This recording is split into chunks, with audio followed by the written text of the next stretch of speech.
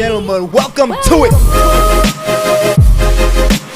Good morning to the folks. What up to the youngins and bless up to the world. And then Jay just put your info on blast like that. It's what the people want to know, bro. My bad. Nah, bro.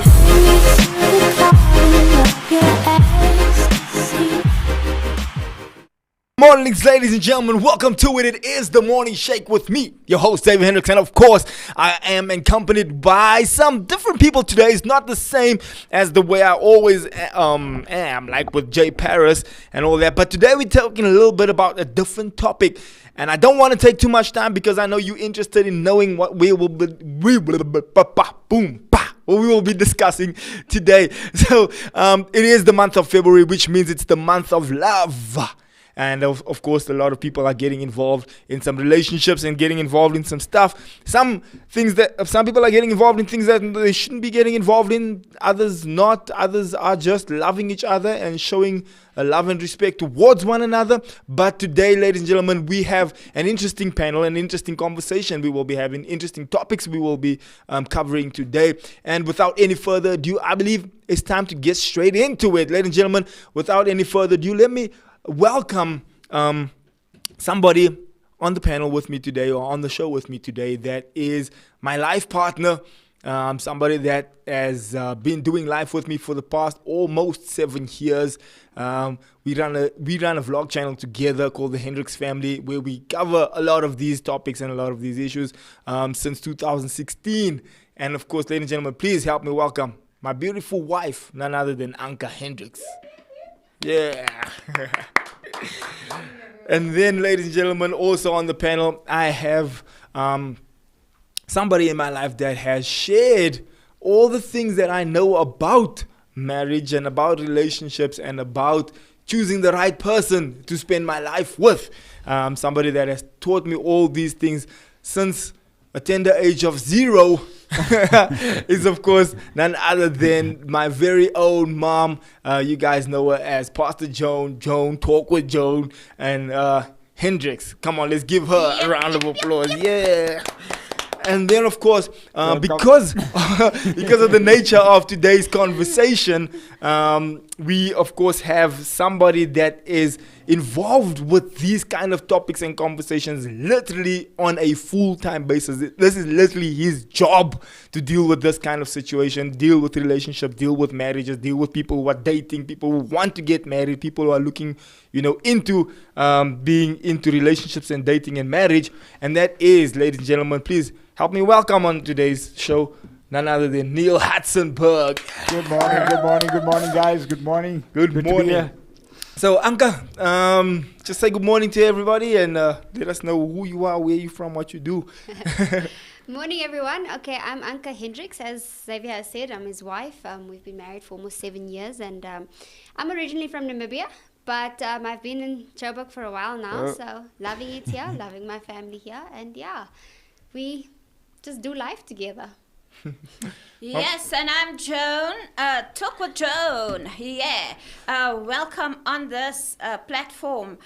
We appreciate you watching here this morning, and we hope and pray that we're going to be of relevance to you today. Yes, and yeah, Talk with Joan. These days. Don't miss it. Thank you. So I'm Neil Hatzenberg. On this segment, before I get anywhere else, on this segment, on my as being an anchor, I've got a section called Ask Neil. So whatever you want to ask, whenever you want to ask it, post it on the platforms. If there's any question, anything you're uncertain about, please put it there. If I can't answer it, Joan and Xavier and Anka will be able to answer it. Thank you so much. And we're gonna have a good show this morning. Thank you so much. Looking forward to it. So, ladies and gentlemen, we are living in a time where marriage is under attack, I do believe, where relationships are being portrayed in a immoral way. I believe there's too much going on in the mainstream media that makes wholesome, clean, good marriages almost seem as if you are doing something wrong.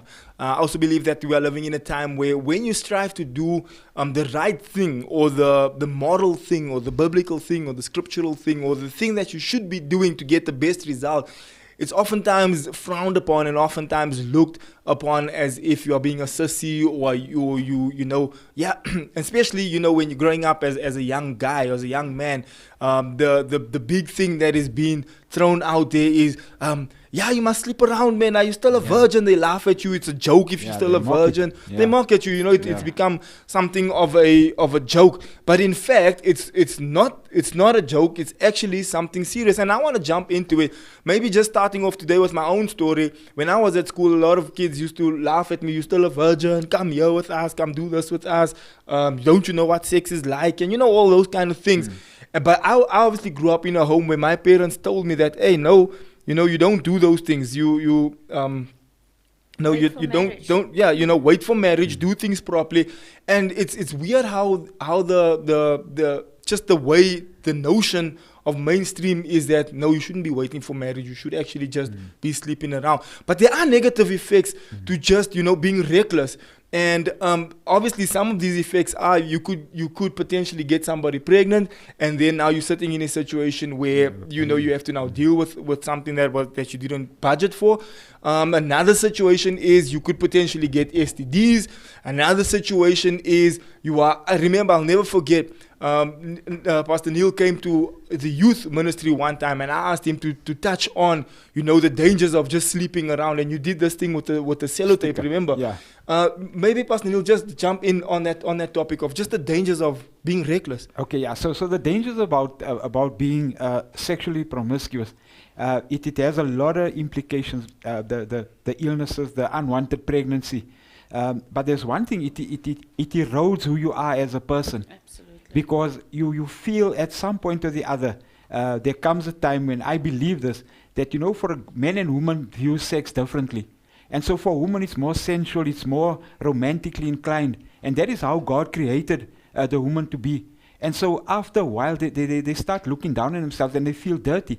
I have read of so many stories where people, ladies especially, after they were intimate with a guy, they go and shower 1,000 times, and that is not even being raped. They go wash because they feel they feel a part of them has been taken that they haven't really given to that. So I did the exercise, and if you take a label or a piece of sellotape and you put it on if I attach it to my garment, take it off and put it onto Joan and put it onto Xavier and Anka, by the time it gets to the 10th person, it had accumulated so much fibers from the material that it can't stick anymore. And that is what I wanted to bring across, that the more you sleep around, the more you erode who you are, the value of who you are as both a woman and a man. And so in this, the moral implications to that is very high, because everybody feels guilty. You look over your shoulder, am I not pregnant? Am I not getting an STD? Now you're walking into the house, and parents know this. They can see it. You don't have to tell them that you are busy. And so I think that it erodes who you are as a person, and it strips the value of who you are when you are promiscuous. Yeah. Thanks. And I want to jump over to Anka before we go to Joan. I want to jump over to Anka, and we obviously, this is my wife. We got married 2014, 19 April. And I see I got that right, perfect, right? And so over time we've obviously realized different things in our marriage, but we've also realized that because of the way we were both raised, because of your home and the value system your parents put in place, my home, the value system my parents have put in place, just take us maybe through the pros and cons of just different value systems and coming together. We by the way, we both got married virgins also, maybe just mention. Yeah. So growing up in our house, my father was very strict. There were certain things that just wasn't allowed. I wasn't allowed to go certain places. And my father always he made it a point to say, I pray, God, that He would keep you till the day that you were married. He would keep you a virgin till the day that you were married. And, you know, growing up in high school, my friends were doing it. I was the oblivious one. I found out in grade 12. Some of my friends, you know, fell pregnant and all of that. And getting married and finding that person that also waited for me, there were certain things that just fell in place, because certain principles like going out late and going out partying just wasn't a thing. It wasn't a conversation we had to have, because I come out of that home, it was like, no, I'm not supposed to be out at 12. in the evening. I'm not supposed to be speaking to random people or random guys inappropriately. Those things were instilled. Like I didn't have conversations with so many other people. So there was silent conversations that we didn't need to have. It was just in place. There were certain principles we understood from one another because he grew up in that culture, I grew up in that culture. So it's not a fight. It's not something we had to discuss. You want to jump in there? Yeah, I think also it tells a lot about your character. You know what I'm saying? Sometimes people think that, or youngsters think that, it's the in thing.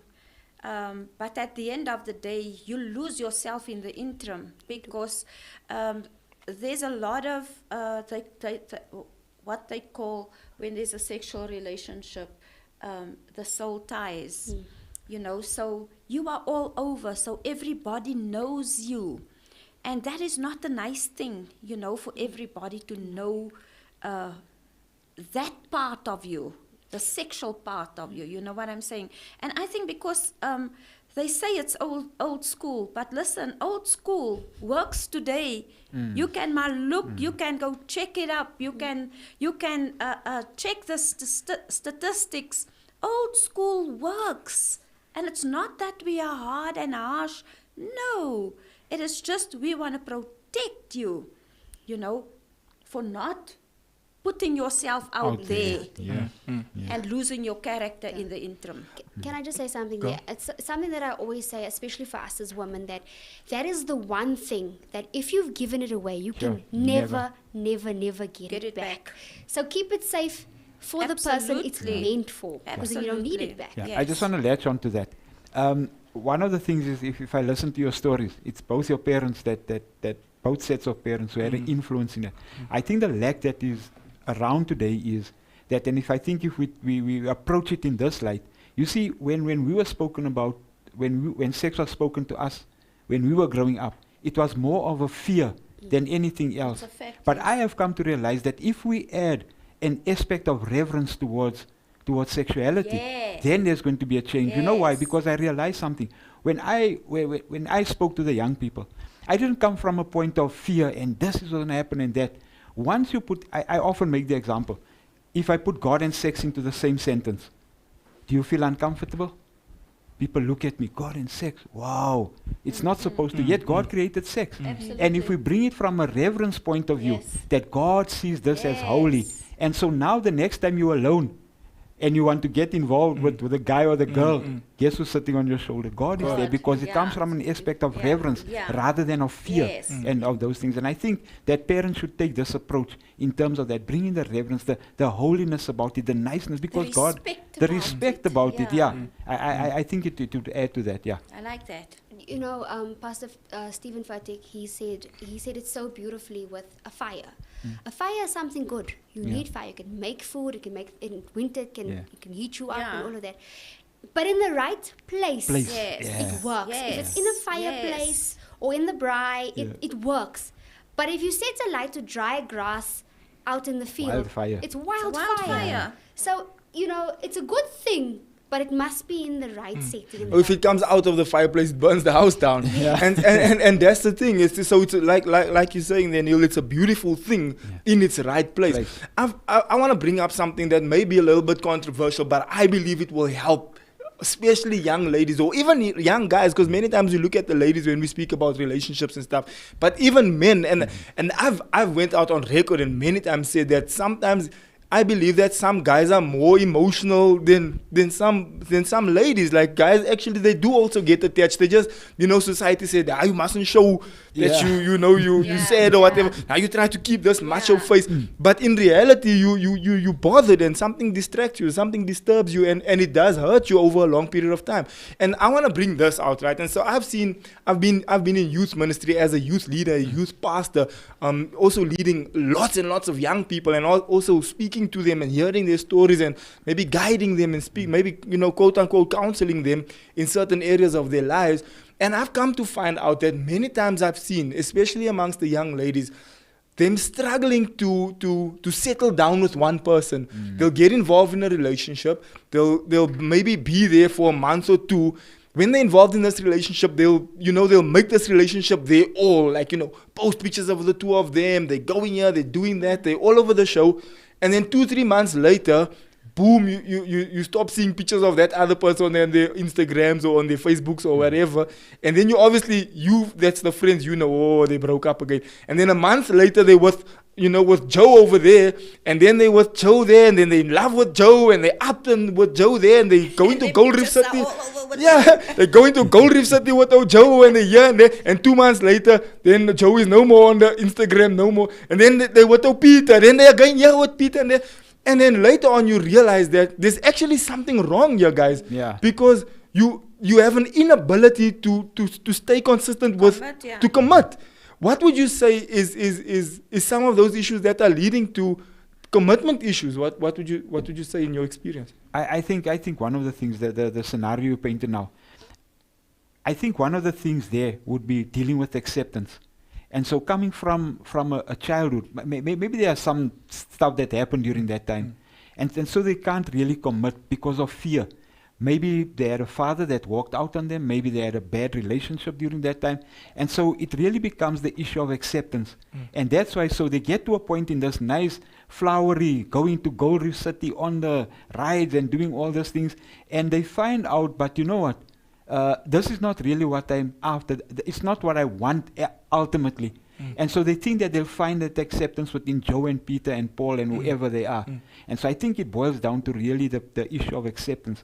And what I want to say is that you need to accept who you are as a woman and recognize the value that you have in terms of that and wanting this. So I believe this, that we have this opportunity in our teenage years going into adulthood, where you have the opportunity to go out with a lot of people, date a few things. And for me, it should be a marathon and not a sprint to get into every relationship, because it's a building up to where you ultimately want to go. And I'm not talking about the sexual aspect about it, I'm talking about the socializing with the opposite sex, The to relationship, know the relationship, to know what you want. I have found that most people that get in there, they don't put down what they really want out of a relationship.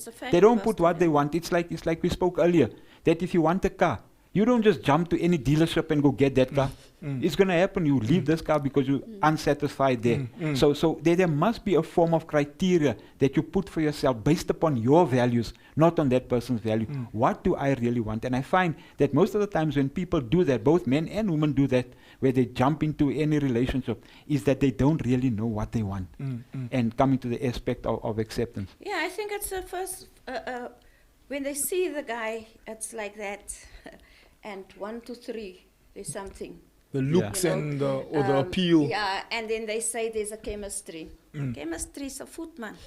Because I feel you have to have a roadmap for yourself. You have to have self-love. You have to love the person that looks into the mirror every day and know the value of that person every day. Affirm that person every day so that you can know, listen, I'm going to write it down. This is what I always tell young people. I say, write it down. Listen, make your vision plain. Put it on paper.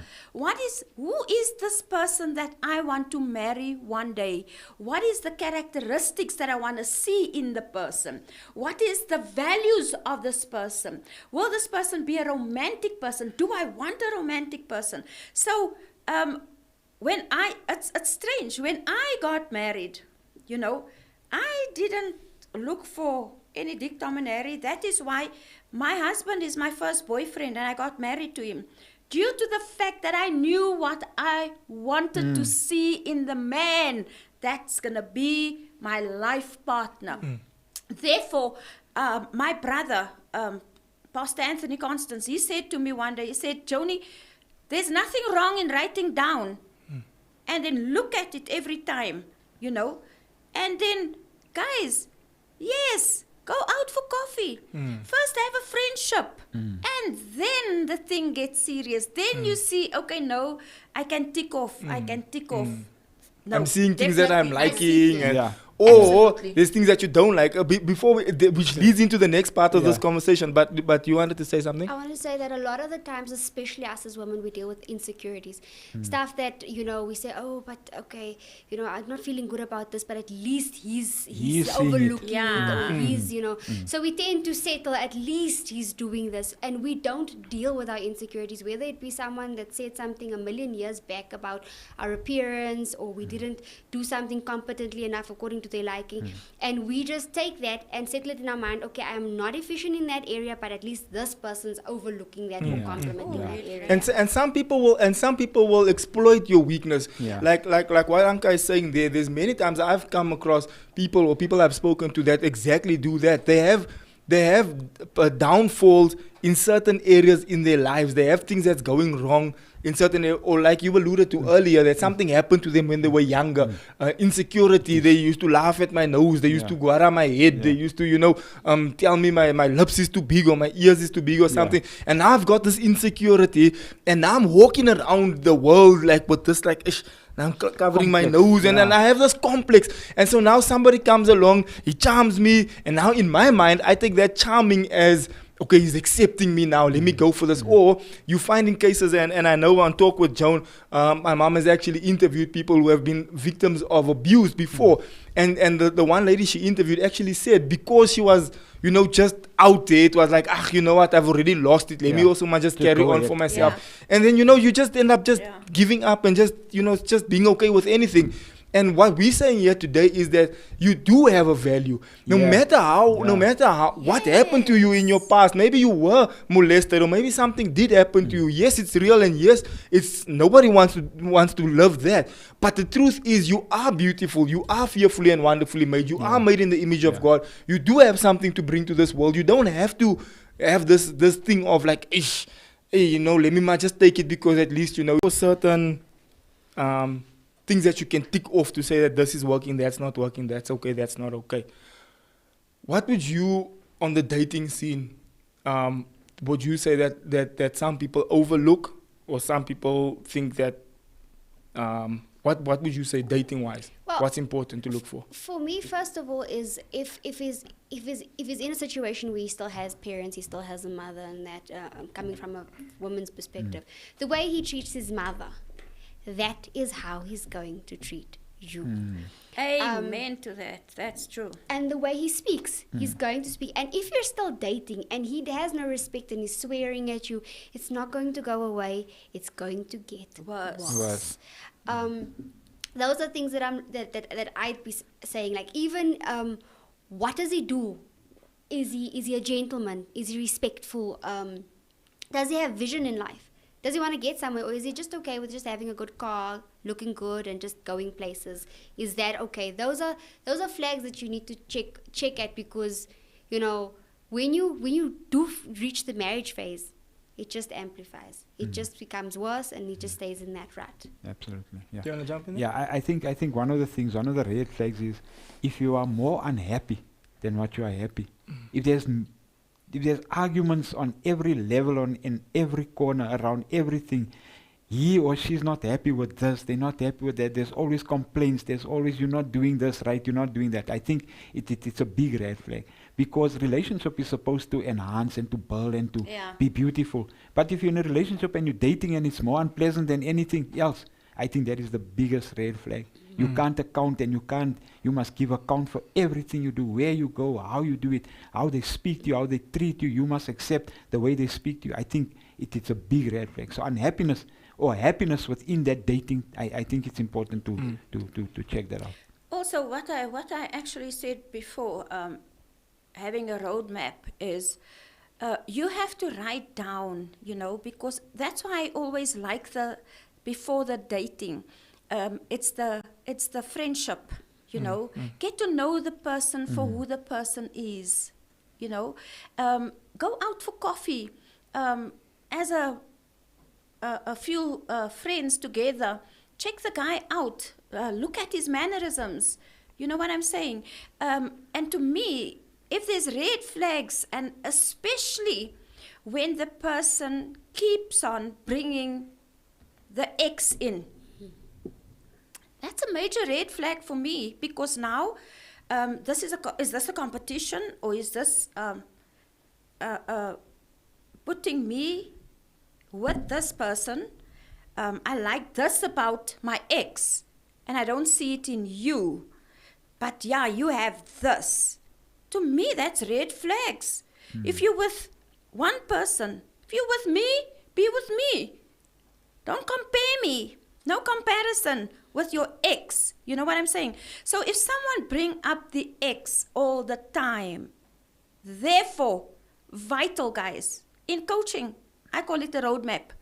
You have to put your ducks in a row. Yeah, that's bottom line. Have the boundaries. Say, this is what I want for my life. Not for anybody else's life, for my life. This is my values. Because if you don't know your own values and you don't know who you are, beloved, nobody can actually tap you on the shoulder all the time and say, because you're going to want that if you don't know who you are. You know what I'm saying? In fact, on that, some people might even exploit the fact that they see. Like, I know of guys that will exploit a situation when they see there's no father in the home, for example. Yeah. They'll come and see, oh, there's no father here. The mother's struggling alone. The mother's at work the whole day. You can it's use so that. easy to exploit that situation. It's like, okay, right, I can come in here. Especially guys who have this macho thing to say that, okay, right now, I'm going to run this home here. I'm going to do what I need to do here in this house. And the mother can't say anything also because it's a broken home. There's no male figure here. Yeah. And I'm going to come in and take charge here. But on the issue of exes, right? What happens is, especially, Neil, you've probably counseled millions of these cases where you have a child with the ex. And now you're trying to move on with this new person. And then the child, you know, the mother of that child, baby mama drama, you know, it's like, but you know, you must come see your child. Now you're not going to see your child because, you know, and those are big issues that happen. The guys have to go to court to try and get a little bit of, you know, time to view the child or something. I know many of those cases. What's your take on that? So one of the things, and one of you highlight a very important thing. So the first thing I ask, are there children involved? No, there are children involved. How involved is the father of this child in the relation, in his life? Most of the time people will say, no, he's not involved. I'm happy at that point in time. But I also need to highlight, guy, do they know that you're getting married? Do they know that you're in a serious relationship? Guess what? The ball game changes once that partner knows. There's an element of jealousy. Yeah. It was supposed to be mine. She's supposed to be mine. He's supposed. And that is where the reality hits and it comes and it sets in. Let me say this. No person would want their child to call somebody else daddy or mommy. Yeah, true. And that is the truth of the matter. That is the truth. And this is where it is. It's at this point where the ex comes in. That person unleashes all hell. They put in unreasonable requests. Now you won't see the child. Now you won't do that because they know that you are moving on ahead with your life. And I think that is birthed most of the times out of selfishness. And they don't have the big picture of the child in mind. Because if they were mature enough, they would have said, okay, let me take a step back. Let me take a step back. Let this guy, because he's gonna be with his mother and his stepfather most of the time. Let me see how I can make it easier for him. So at this point in time, the ex plays a very important thing. There's a question that I have in the questionnaire of the marriage counseling, premarital counseling. I ask the question, does your partner know about your ex? So everybody looks at me and says, so why? It's important to know that because especially if the person was a bit of a stalker, he's going to come after you, and there's a reality. And they'll try to make things as difficult. They fabricate things. They'll all of a sudden make appearance into your relationship. So I think one of the aspects about that is to, from the onset, be totally honest, brutally honest and transparent. That's where we are. And in the case of the ex, I think it's important that it's a conversation that will be had, not to dwell on, but to know where they come from. To know where we both stand. Know where you stand, Yeah, also, I think the key here is maturity. You have to be matured. I mean, if you want to go into another relationship for marriage, you have to be mature. Be mature that, listen, it's not about me here, it's about the child. You know what I'm saying? And I find there's a lot of girls out there, they have children with their exes. They don't allow the ex to see the child and bad mouth the ex.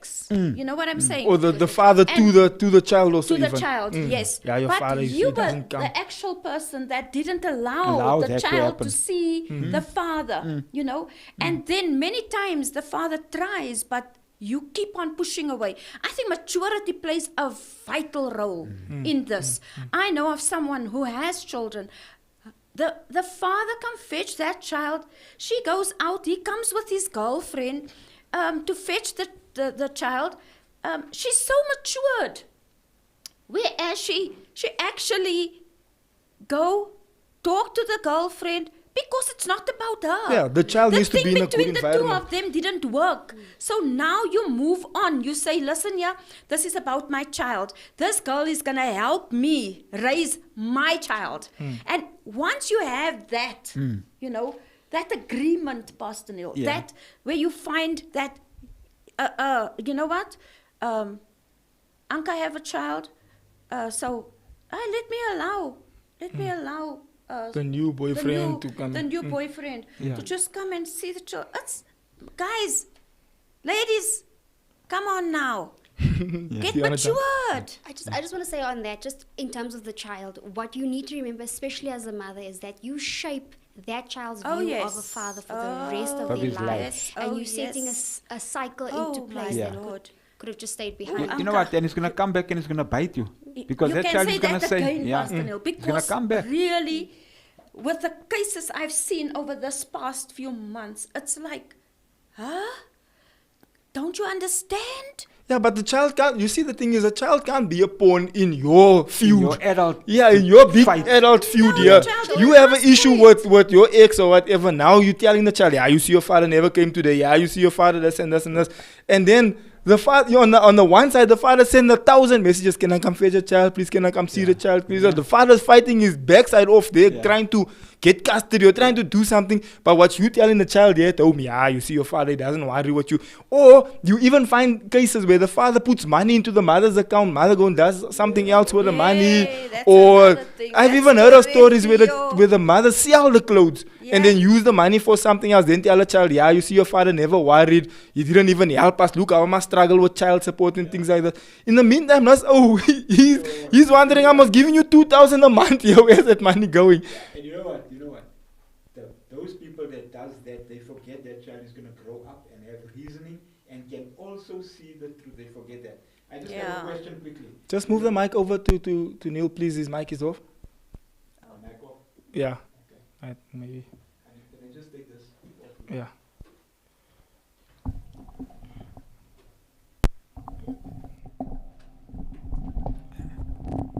Thanks. So we have a question from somebody. Candace asked, Yeah, Candace. do you think that your parents can also play a big part in your decision making, even if it's detrimental? For example, they want someone. They want someone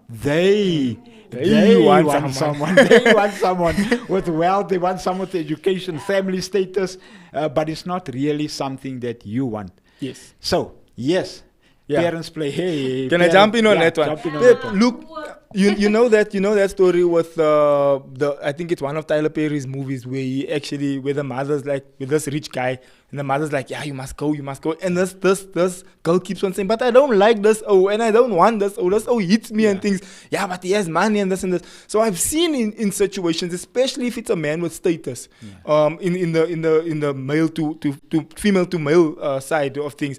If it's a guy with status, a guy with money, a guy with that has whatever it is, that the parents do push that narrative of, what, I go there, this one has money, go there. And they drive that narrative. And sometimes you can also feel that it's forced and you can feel, this is not working. I'm just doing this to keep the people happy. But I believe you as an individual, it's your prerogative to say at that point, Mom, I know whatever it is that, or Dad, whatever, but for me, I'm out.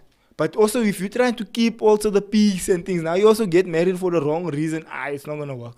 I think parents are once again short-sighted because that thing is not going to last. They're not in the marriage. You in a marriage with somebody that you Must don't wake love. up next to this. Wake up next to this guy. He could be a serial killer for all I care. Just to throw the spanner in the Yeah. works, right? I feel there's two sides to the story because being a parent myself now, I want the best for Absolutely. my daughter. You know, Absolutely. I want to make sure that my daughter is sorted for and all of that. Given the fact that I also taking into account that I will equip my child, because I'll say, you know, baby, you need to also be independent. You also need to work hard. You also need to, you know. But as a parent, there's certain things I think parents also do see. Sort They of do, like correct, there's yeah, a foresight, yeah. because remember they've gone through this. I mean, a personal story of mine. Like there was this person that I wanted to see, and my mother just looked at me and she said to me, "It's not the one for you. You're wasting your time." And then when with Xavier, she was like, "How's that pastor doing? How's that pastor doing?" And I was like, near mommy," you know. And it ended up being, because we were so far, we didn't know each other. Because my mother saw certain character traits, and I was like, "But he's far, he's here, he's there." There's a lot of things that you you know. Yeah. So they see things when we are young, and we're just thinking, "Oh, but I want it here, I want it now," you know.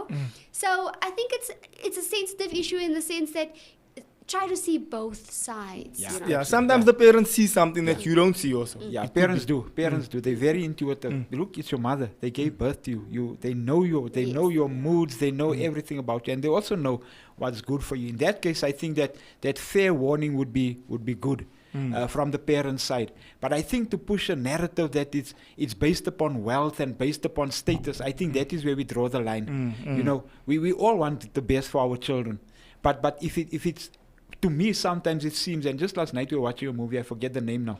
It was I don't know what the name of the movie was, but it's this girl.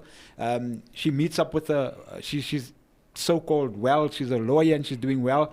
And so she's got a boyfriend, he's a doctor, but he's cheating on her. So the mother's pushing this doctor thing. And then she meets a guy who owns a hairdresser. You know, and the mother looks down on her, and it's all about the hair, and she cuts her hair off. But what I ultimately want to say, that if the parent is pushing the narrative from a financial benefit or a wealth benefit and a status benefit, then we're going to have big problems. Because parents they're good at knowing what's good for you and what's not good for you. But if that, and I think it's based upon that wealth issue and the status issue. From that point, I would say, no, let's go. But parents, most of the times, parents are good when they judge, or not judge, but when they evaluate. They see somebody the for you, situation, they see yeah. the situation, But yeah. and I think what my parents did with me, with us all our siblings, is that they would caution you, and they would say, "Hey, look, there's things that I'm seeing here that could be red flags. Just watch out for it, and then step away." And then you, as a child, also, you will know to say that, "Hey, it's true. I'm seeing. I never saw it, but now that my mother mentioned it, I'm seeing, hey, this guy he does this, or this girl she does this, and I never noticed it before." And then actually think about it. You know, let it process that. Maybe my father has a point here. Maybe my mother's seeing things that I'm not seeing here. Let me think about it. But it's just that subtle nudge to say, "Hey, I'm seeing things that I'm a little bit concerned about. Watch for this, watch for that." And I think that subtle nudge is important. But when you try to impose a thing on your family, and not even just parents imposing on who to be with, we have the issue with, okay, so we went with you as yourself and choosing the right partner. Then we switched over to the dating phase that we've already discussed. Now I want to move over to the actual marriage phase. We've even spoke a little bit, touched a little bit. Look, guys, this is not a counseling session, so you're not going to get everything in one sit, but if you want to ask a question, please do ask a question. I got my live chat right open right next to me. But then we moved a little bit over to the counseling side of things, where what you should look for, the dating phase and all of that stuff, and the parents' involvement and kids outside of wedlock and all of this that you need to consider about. And now I want to move over to the marriage side of things, because you also find in a marriage situation that you also find the in-laws or the parents over involving themselves in the people's things, and which could also cause issues in relationships.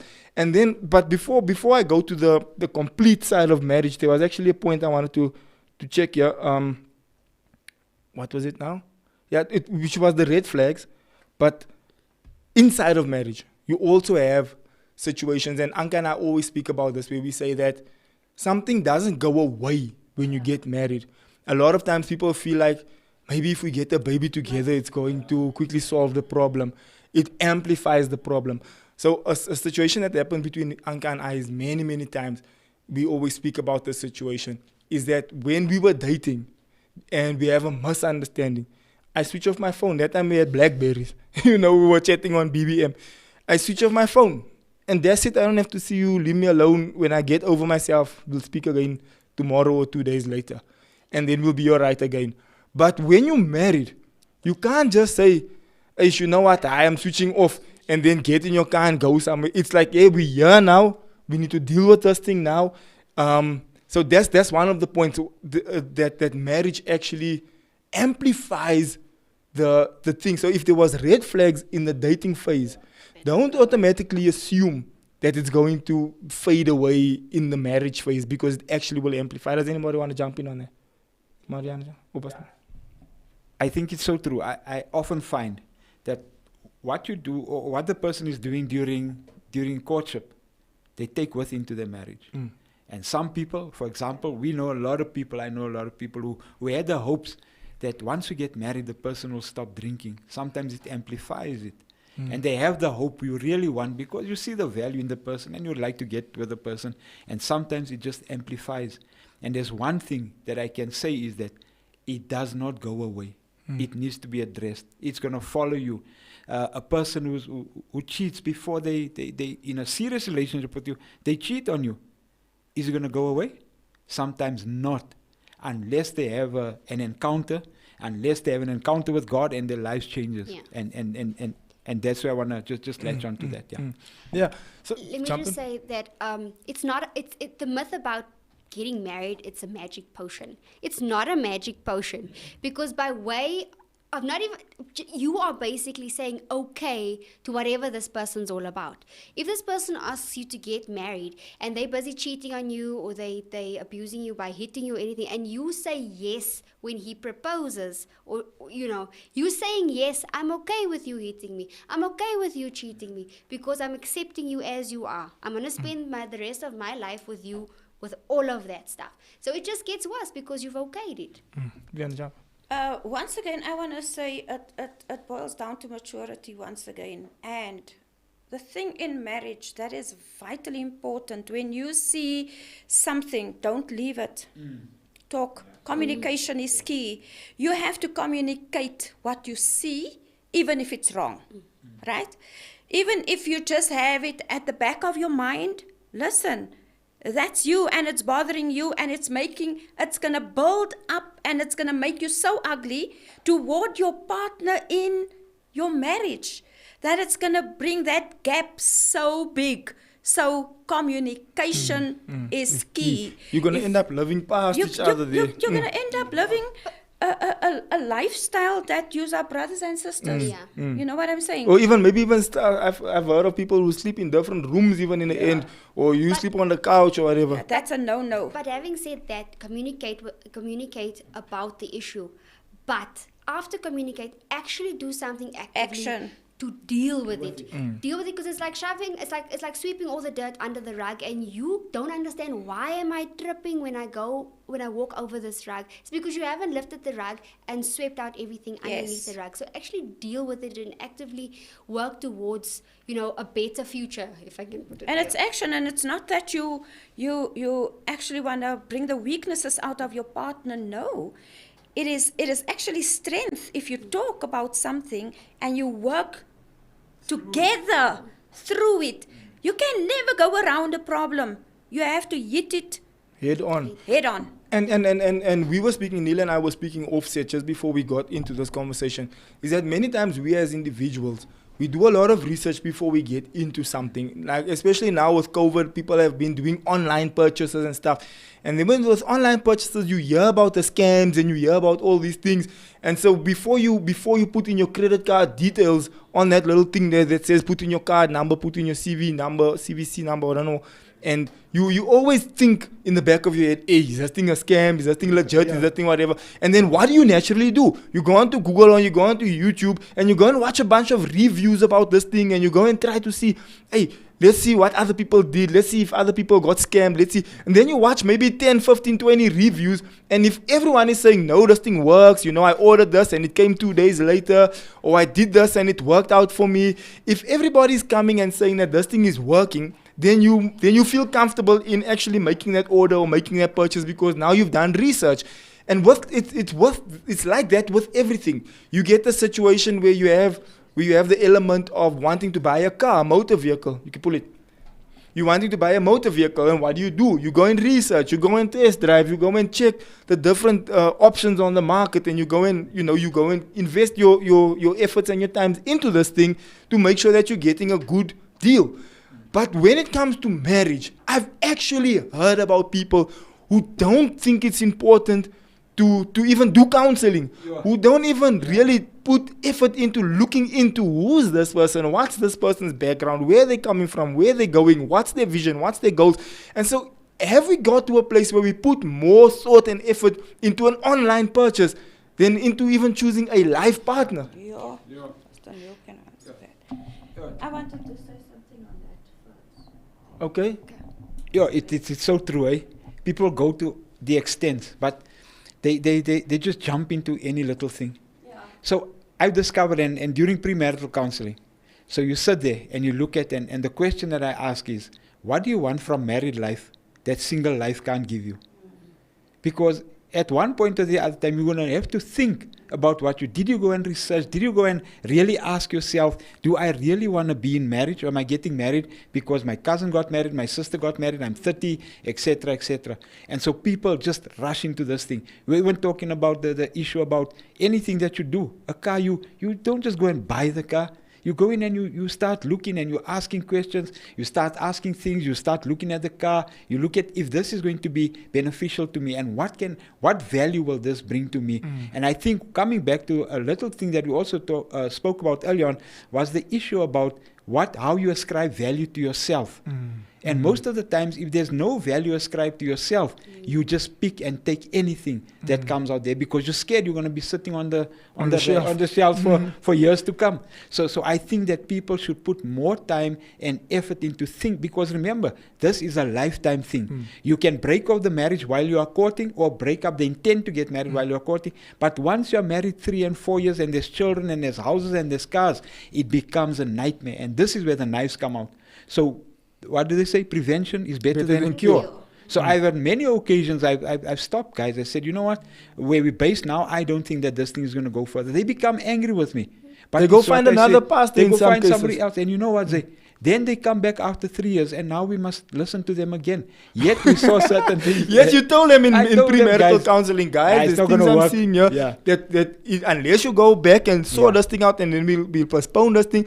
And some people even say, we already booked a venue, we already this. And I remember we had this conversation where you said, hey, there's times people come to me, they already booked a venue and everything. What must I now say? Yeah. You know what? I can't now tell you, hey guys, it's not looking right, because even if I do, in your mind you're like, yes, I paid 50,000 for this, I already bought the dress, the people already bought their flight tickets. So then why are you coming to see me to ask me if it's okay? Yeah. Or not if it's okay, to kind of assess the situation. If you've already made up your mind that, okay, right, I'm going with this thing. Yeah, so I think you raised a valid thing there, is that people should put more time and effort into knowing who they are getting married to, firstly, and then secondly, if they do that, they must know and understand that this is what I'm getting myself into. Once you understand that, you can deal with all of this stuff. But you need to understand why and look at all the reasons. Go research. Go understand why you really want to get married. Did you, Ma, you wanted to say something on the other point? Yeah, I wanted to say something on the other point as, especially why I said communication is key. Due to the fact that I find that a lot of women, for the sake of peace, they keep quiet. And even men. They would rather walk away from the situation knowing that there's an elephant in the room and the atmosphere in the house. And therefore I stick with the fact that as a woman, you set the atmosphere in the house. Even if you see that your husband is not feeling well, or he's not feeling too okay, for maybe something happened that you're not aware of, or you did something wrong, not knowing, that happens. It happens. And therefore I say, even if you just think that there's something wrong, communicate, say something, break the ice, do something that you are going to talk about this, and it's not going to be a harsh thing, because I've learned that in my marriage. I'm the one that goes and I say, What's wrong? and two, And you leave room for unhealthy coping mechanisms. Yes. Because especially with guys also, guys maybe they see I don't have now lust Laat to ek fight liewer you. stap weg, Kan my rather go and a man gets in his car, he and- drives and- somewhere, yeah. he go drink there Yeah. or he goes and does whatever. Now you open up a gap for unhealthy Yeah. coping mechanism. Now he checks, hey, I don't have kracht for this. Let me must stay at work later. Now he stays at work till late in the night because he's thinking, if I go home now, it's again gonna It's be unpleasant fighting at and home, things. yeah. Eish, It's unpleasant. So you open up that room for unhealthy coping mechanism. Yeah, I just want to say, having said all of that, I'm an advocate for marriage and I love my marriage. But marriage is hard. It's all It's work. It's an work. effort, yeah. And for us, we got married as virgins. There were certain things that we didn't have to deal with it because we just, we didn't have certain baggage coming into and already it's work, So what I'm saying is that if you still have baggage, it's even harder work to make this thing work. So it's important to make the right decisions and look at the car, look at the engine, take it to a mechanic, panel beat the car first. Shine the car first. Make sure you guys have ironed it out. I'm not saying it's impossible if you have baggage that you shouldn't get married or you can't get married, but it's important that you deal with it. That you make sure the other person's growing in certain areas of their lives, that they've moved away from certain things that's not healthy for a marital relationship. So shine the car, make sure it's got a certificate for roadworthiness and all of that before you actually Before you purchase just the car. jump into it. Yeah, but you see, if I can just say something on that is the fact that Pastor Neil, if you're in the situation, right? You're already there, Yeah. and you don't really, you don't want to leave the situation. You don't want to really get out of the situation. So what do you do when you're already in it, right? Because what I want to say is, vision is more taught. Then caught. No, caught and taught. Caught than taught. So sometimes you saw certain things in your household, in your parents' home, if I may put it that way, while growing up. So you see that and you think, no, this is the right thing. I have to be like this. I have to always shout. I have to always scream, Your partner don't know that because your partner comes from a household where we spoke about things, where we sat around the table. So it puts the partner off to think, and that's why the man goes, So you can shine that car from the outside, right? Somewhere along the line, if that engine is not right, it's going to stuck. Stop. It's going to stuck. And then what are you going to do?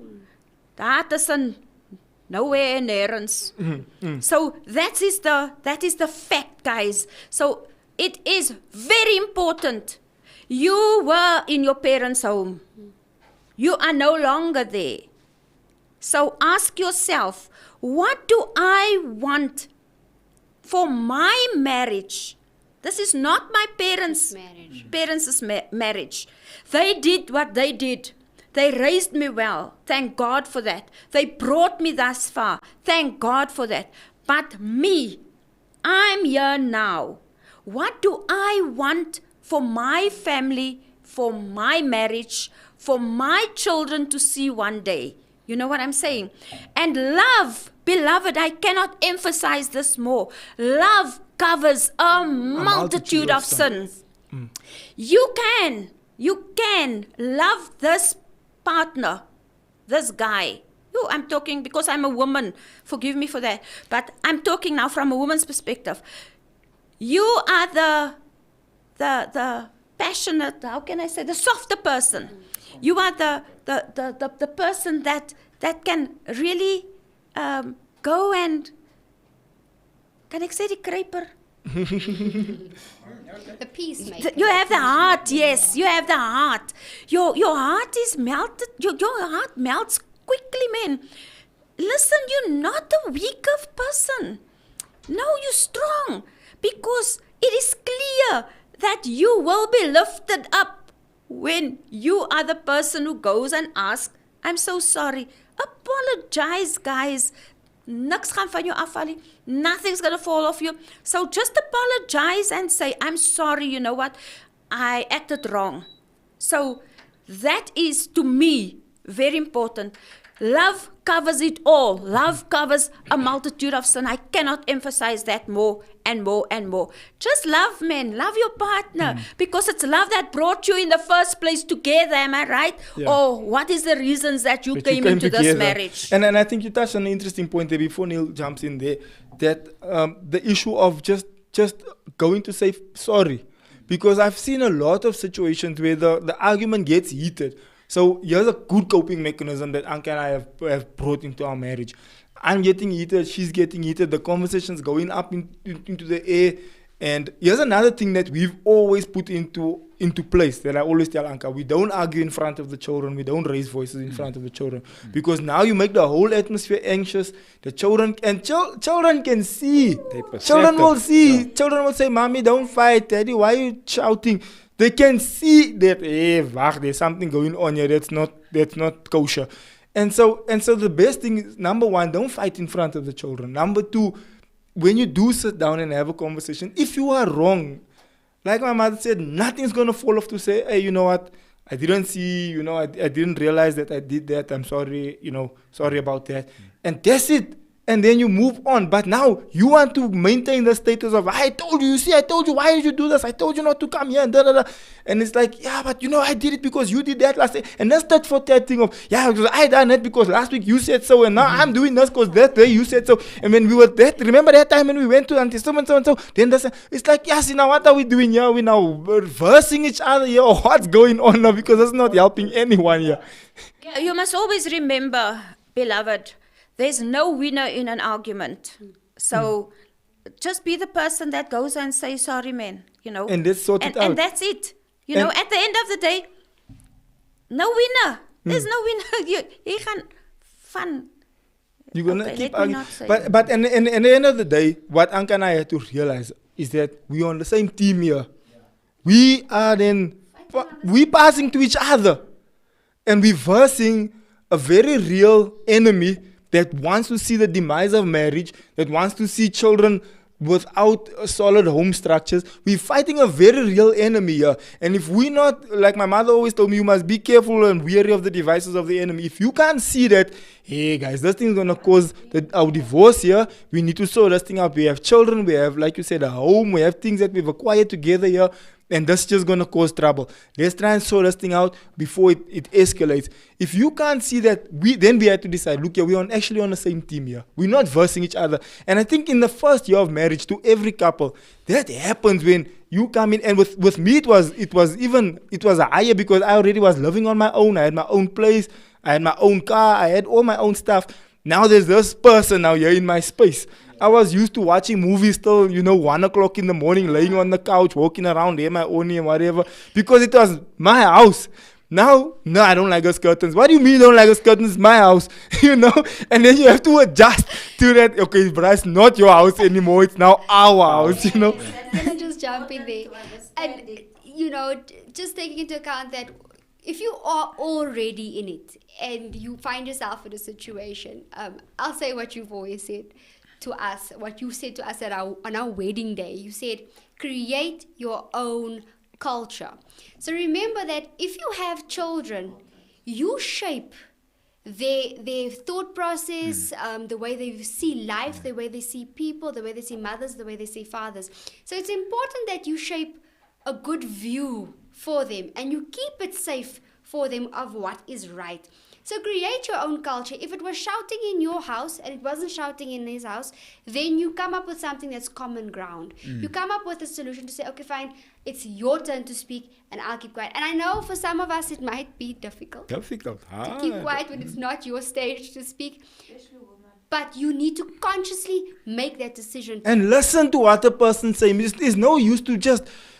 You now want to push your point to the point where you're not even listening to what this person is saying, because what they're saying at the moment is invalid. I'm pushing a point here. Yeah. So now you don't even let a person finish what they wanted to say. Yeah, but you understand. But baby, you didn't even hear what. You're not even hearing what I'm saying. You're so much just jumping in with a response, Yeah. And also there's a way of listening, because you can Listen, hear, but not listen, because we all interpret things differently. It's like someone that goes and, for instance, Anka tells Xavier something. Now Xavier adds on a little bit. So, and that is how it goes. Broken telephone. But I want to also say, you see, if you don't deal with the first hurdle or the first argument, right? And this is maybe I came in and I didn't greet you, right? That's number one. And then I don't deal with that. So I just feel, Denik is weer vol goeders or whatever. Now, tomorrow, right? Oh, or tonight, she's turning her back, or he doesn't want to have anything to do with me. Point number 2, right? Nobody says anything while you're sleeping in bed, right? And the Bible is clear, before the sun goes down, right? Make right. Then, second day, what happens? There's another thing that occurs. You didn't pick up the children from school. Why did you go so late? Where were you? You know what I'm saying? Number 3.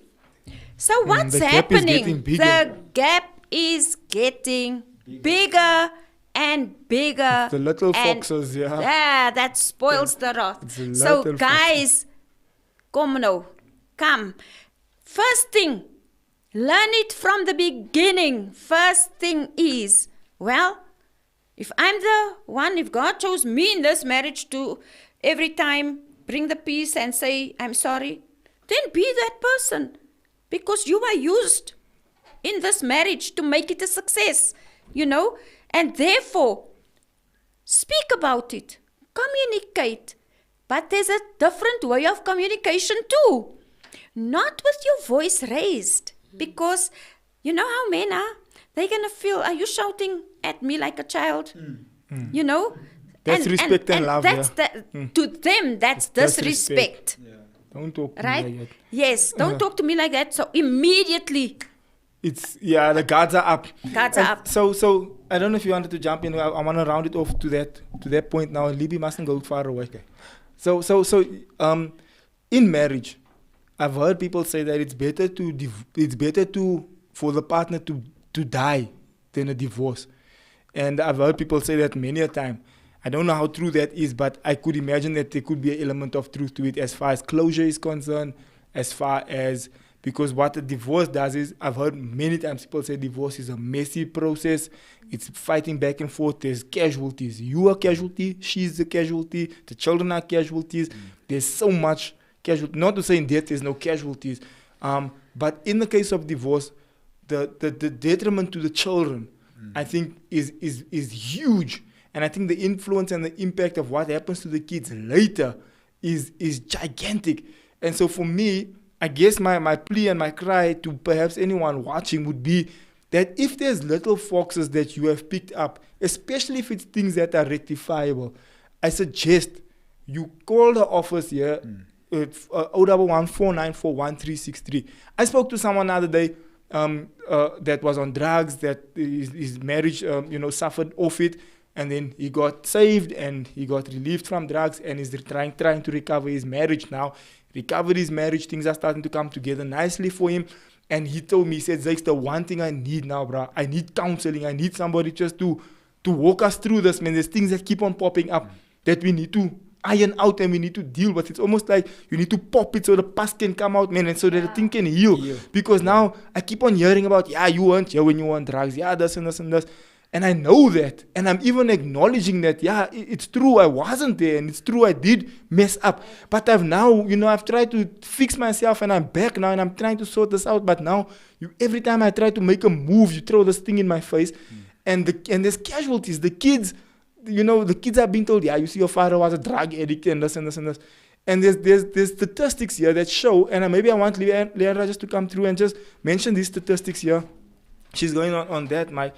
Statistics here, not from the point of view of the article, but more on the point of view of just the relationship and the value of relationship with, as far as family is concerned, as far as both parents being involved in the child's life.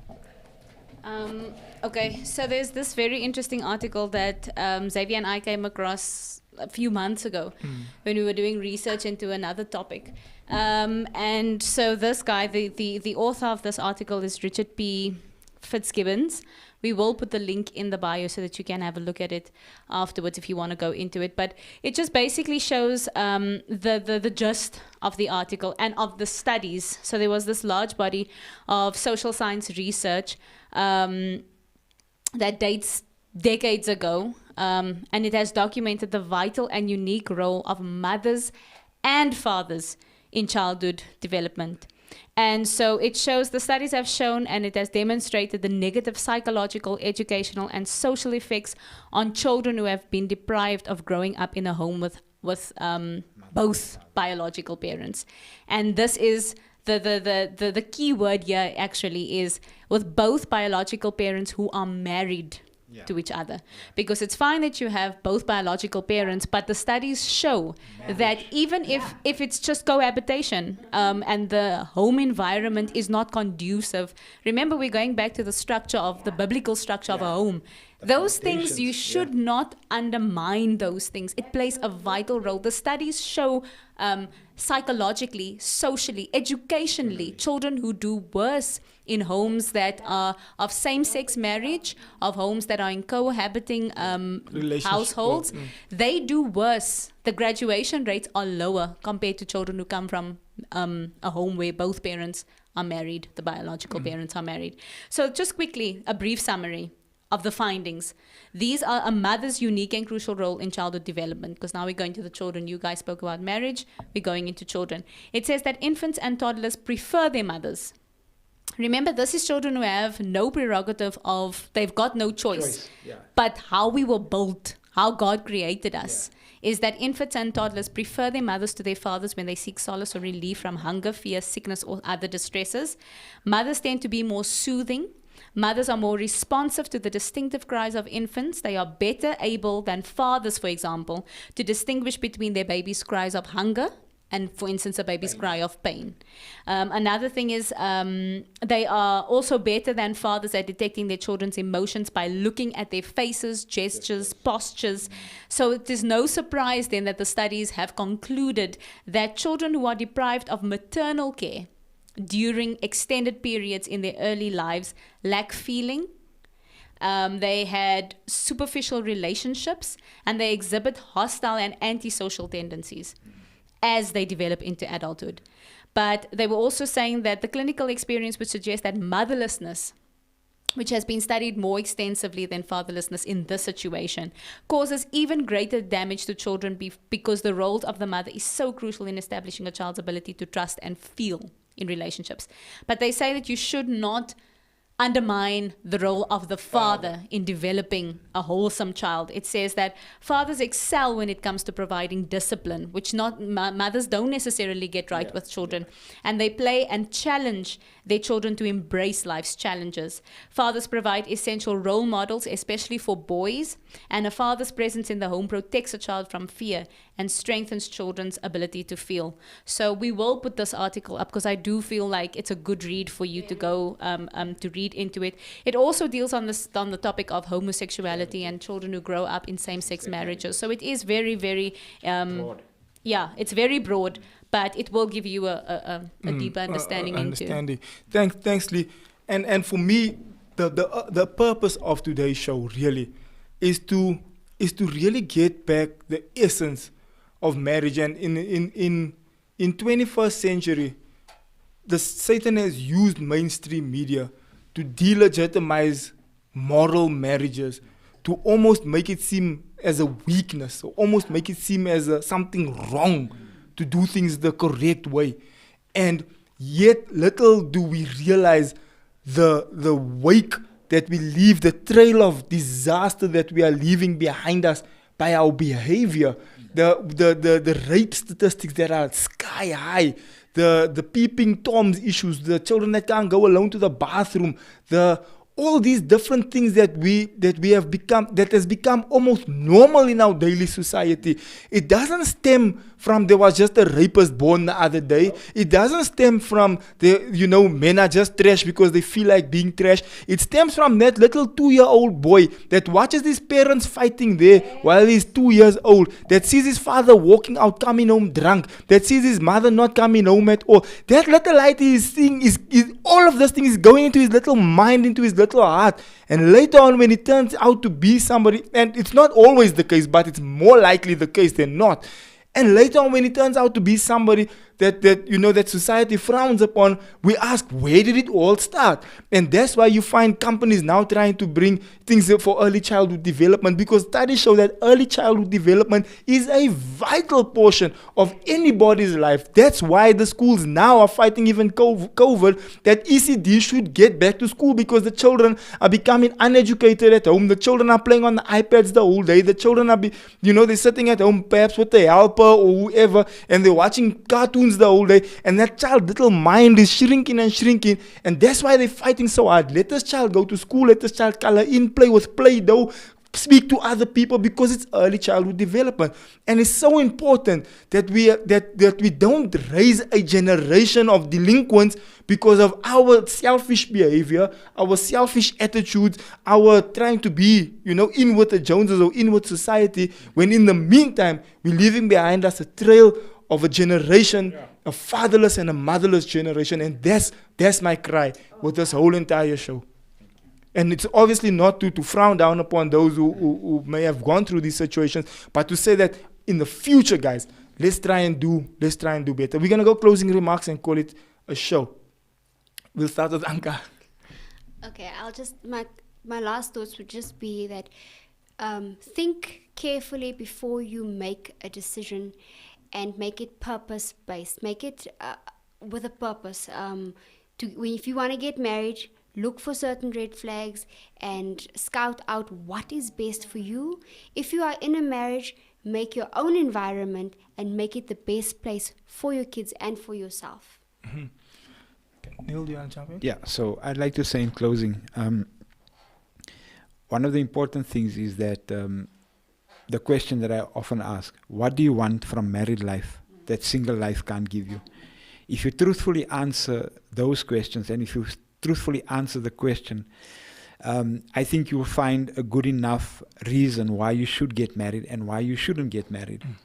The other thing, if you are in marriage and you got married and you at this point in time, I believe there's nothing under the sun that a good talk cannot sort out. I also believe that in the multitude of counsel, there's solutions.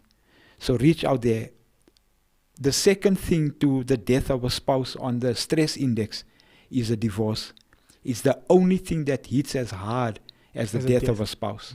So I'd like to say, if you've tried everything, if you've gone to everybody, those who are in marriages where it seems like it's about to break up, I want to encourage you. Seek people who believes in the marriage institution. Seek out people that will objectively help you and walk you through this counseling. And if it don't work, then you can both leave there, not as bitter people, but as better people. John, closing remarks? Okay, I would just reiterate and say, communication is key. No winner in an argument. Be the first person to apologize. Say, I'm sorry. Nothing will fall from you. And even so, if the bottle bursts, let it burst. And then love again. Love covers a multitude of sin. In closing, guys, if there is anybody that needs somebody to speak to, please do call the office at Crystal Church. It's 011-494-1363. Perhaps you watch the show, you're going through exactly what we were discussing here today, and you're literally on the brink of, I can't carry on anymore. There is help, and we are here also to assist. And if we can't assist, we'll definitely point you in the right direction to who to speak to or who you can reach out to. So please, guys, thank you for watching today's show.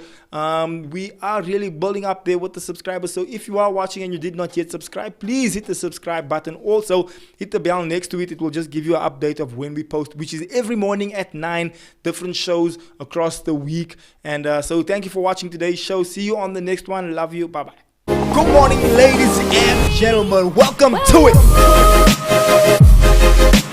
Good morning to the folks. What up to the youngins and bless up to the world. And then Tay just put your info on blast like that. It's what the people want to know, bro. My bad. Nah, bro.